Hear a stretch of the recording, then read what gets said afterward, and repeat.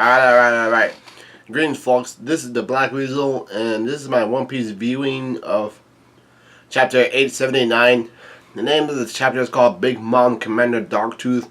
And oh man, this was like a real late release on a Friday. Like I'm recording this at 11:46 in the morning right now, and this was on the same week that a bunch of people got arrested for releasing scans of One Piece earlier than the official release to begin with. So I think this happened in Japan or somewhere else, but the cops tracked these people because these were the only guys that were able to upload the scans to begin with.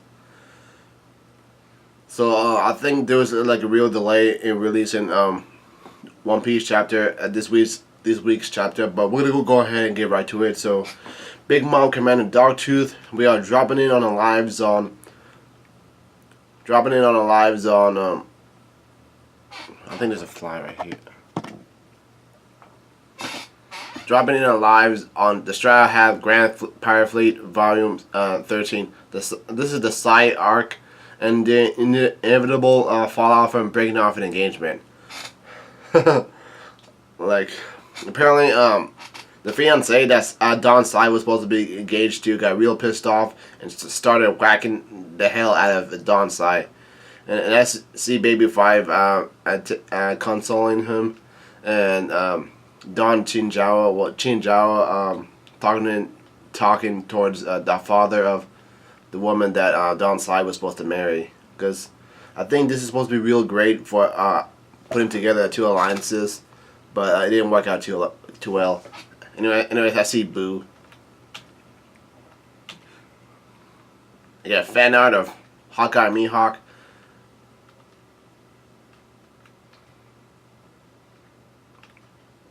Anyways, the chapter starts off with Brook is crying, and he says, "No, I can't believe Pedro." He starts crying. He says, "If only we were stronger." And it's raining right now, so this is like a real sad moment.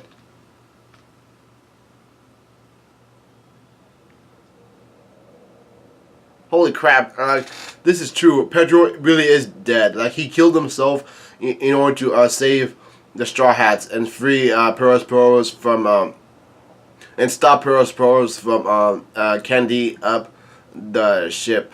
Chopper is bawling, Carrot is crying, and Nami is crying as well. This is really sad right now.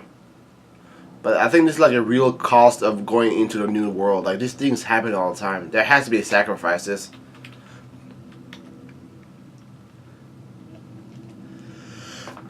Anyways, and Jim B says, our enemies should be the ones crying right now. Don't let your hearts get too clouded. Like,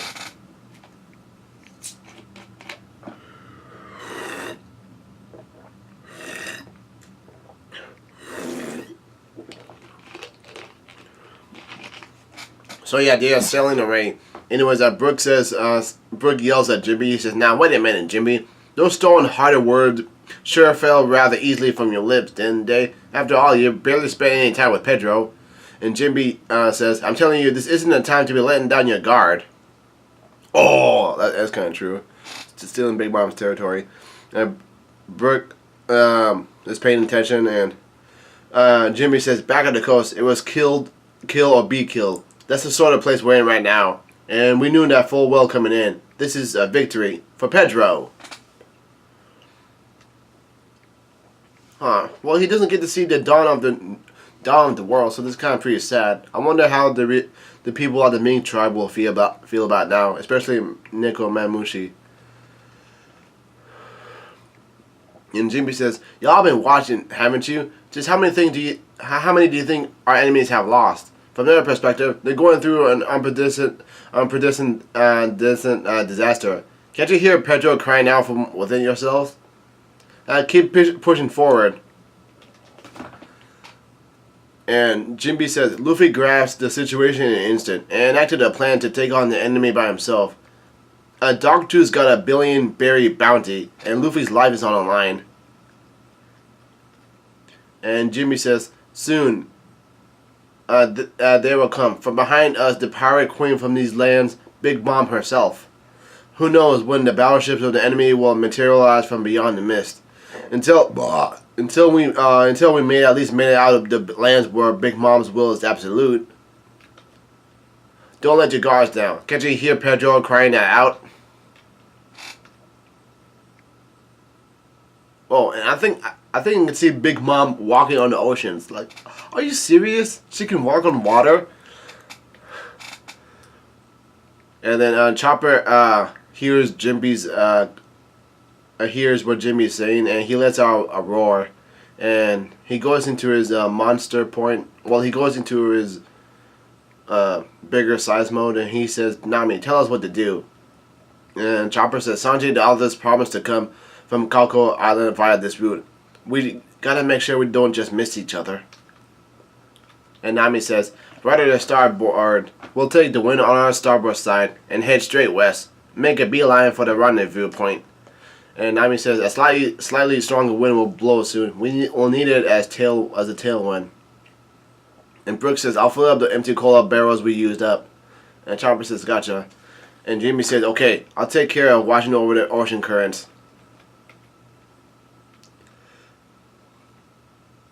And Carrie is wiping off her tears, and it's kind of a sad moment to watch her, especially because like she is a part of a mink tribe. Anyways, Carrie says, "They're coming in from our 6 o'clock. The ships from before," and someone says, "Wedding cake." And holy crap, it's Big Mom. Carrie says Big Mom, and Carrie yells out that she's walking on the waves. And Jimmy says, "Impossible. There's no way. I don't care what." And Big Mom is continuing to walk on the waves.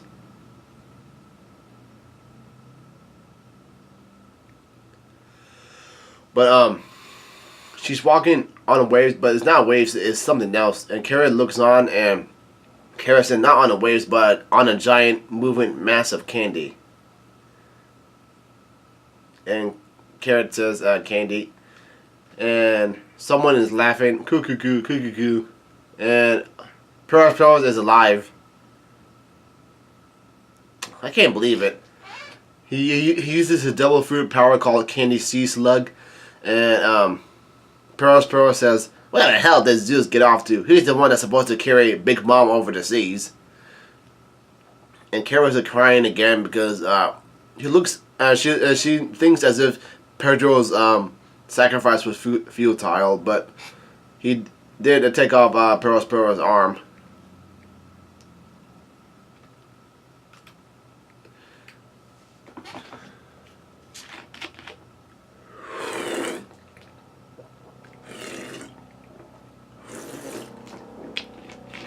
Anyways, and Pearl says, "Well, whatever. I just happen to have developed a rather profound hatred for these fools. It doesn't bother me too much that I lost my right arm. No, I can just use candy to make up for it." Ah, crap. And he uses his double fruit power to make a new arm, just like what Okuji did with making a new limb from make a new leg after his leg got burned off by Sakazuki. So this is what Pearl does. Anyways, Pearl says, but every time my right hand melts with the heat of a cup of the black tea I like to enjoy in the afternoon, well, I can't help but remember the face of that blasted jaguar mink. Don't you agree, Napoleon? There can be no shame greater than this. And Napoleon says, in my country, heinous criminals don't actually have much of a future, so... Wait, is that referencing towards France and the French Revolution?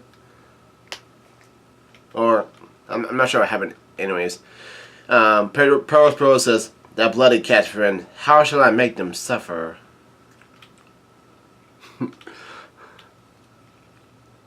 Anyways, the scene takes place on the whole. The scene changes on the whole Cake Island western coast, and Prometheus says, "No." Zeus says, "Huh? Everyone's gone." And Prometheus says, "Well, whatever. I want to eat some fire." And he says, "My strength. They're dying." I wonder where is Crack at right now. Cracker. Anyways, the scene changes on the inside the Totland seas, and we're on a random ship, and someone says, "Huh, huh, huh," and he sees, and someone's seeing someone up in the sky, and it's Pound, who is Chiffin and Lola's father, which I'm reading off the parentheses, and Pound says, "I must be mistaken, but that looks like my daughter, Chiffin." And Chiffin and Pound yells out, "Oi, oi!" And the pudding and someone. No, that's Natural. And Natural says, "That's right. Lola was the chocolate minister of Cocoa Island. Ever since she's been gone, the minister's seat has been vacant. And despite the fact that everyone will let you take it, you continuously refuse that post." And Pudding says, but to me, the only fitting on chocolate minister of Cocoa Chocolate Town is Sister Lola. I always hoped she one day come home, and that's what the carpet says." And Sanji says, "Huh? So Lola back from further bark was a famous chocolatier, huh?" And Pudding says, that's all well and good, Pudding, but can you get out of there already?" No, Pudding didn't say that. It was Chiffin. Chiffin wanted Pudding to get out of the rug. and looks like Pudding has changed faces again. Pudding says, "Ha ha ha, if I sit on the same carpet as that man while wearing his wedding dress, people will think we're some sort of couple or something. That's funny as hell." And Chiffin says, "Who will?" And Evil Pudding says, "It's annoying, ha ha ha, annoying." And Sanji says, "Sorry for being annoying, but promise me you won't fall, okay?" And Pudding starts blushing and change into a good side. And Pudding's thinking to herself, "Yeah, how nice is he? He's always worried about me." And Pudding changed faces, and she says, "Shut up, dummy. I get to decide whether or not I fall. Okay, Sanji?" And Sanji says, "Pudding, whatever. We'll be at Cocoa Island soon. Okay, so let's make this thing quickly." And Pudding says, "My dear." And the scene changes towards the mirror world. Oh, it's gonna be, this is what I'm waiting for all along. Anyways, Luffy uses an attack called Guma Guma no, and the Big Mom soldiers all yell out, "Yeah, haha, it's useless. Accept the loss, Starhead. Lord Darktooth is the strongest of the three commanders. You aren't getting back to that ship. You aren't even getting out of here."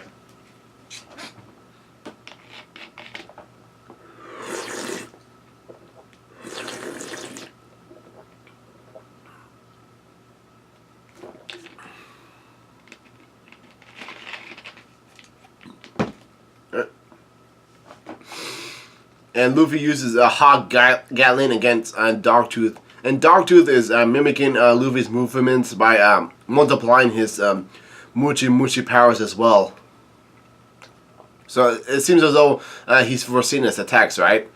And Darktooth says, "Foo foo foo, not quite, right, huh?"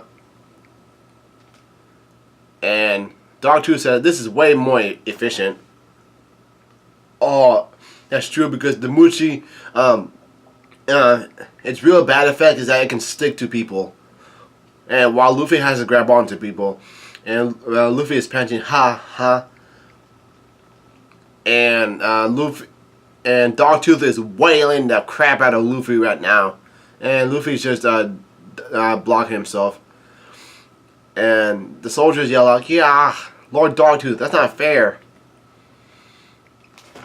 And Luffy's taking a real beating from Darktooth, and Darktooth says, "I told you, in terms of our powers, there's nothing you can do that I can't.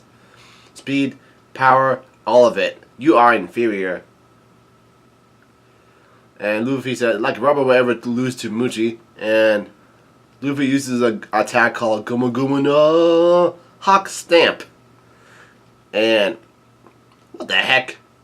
Darktooth dodged that. And it doesn't help that his hockey can see well into the future, like. And Darktooth kicks the crap out of. Actually, that's incorrect. Luffy uses Hawk's stamp, and someone receives the end of Luffy's foot, and Luffy notices up in the air that Dogtooth is ready to kick back at him.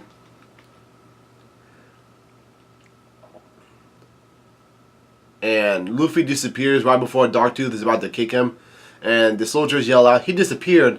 And since Dogtooth was able to see in the future, Luffy receives a really nasty kick from Dogtooth. Like, this is so messed up. Like, I don't know how he's gonna win against this. Like, what the heck? Oh my god. And Dogtooth sends Luffy flying. Like, this is not good at all. Like, oh my goodness. And Luffy's coughing up some blood. And Dogtooth says, "I test our power next, huh? Get the hint." And Luffy says, "Crap." And he bites onto his thumb, and he uses Gomu Gomu no, and Dogtooth swells up his left arm. And Luffy uses Elephant Gun towards Dogtooth, and the soldiers yell out a huge punch. And Luffy and Dogtooth, they all punch each other. And Dogtooth uses an even bigger punch of Haki. Along with Haki, he overpowers Luffy, looks like. And the soldiers yell out, "But Lord Dogtooth is bigger." Whoa, what the heck? And Luffy is struggling against Dogtooth, and it seems as though that Dogtooth is thrusting against Luffy's attack as well. And Luffy loses, and he gets sent flying way up in the ceiling. And Dogtooth says, "That should be enough, right? For an elephant gun?" Oh my god. This is not good at all. Like, how is Luffy supposed to win against Dogtooth? Like, like, this is the full scale of a 1 billion bounties power, absolute supremacy. Oh. And that's the end of One Piece 879. But yo, this is really hard.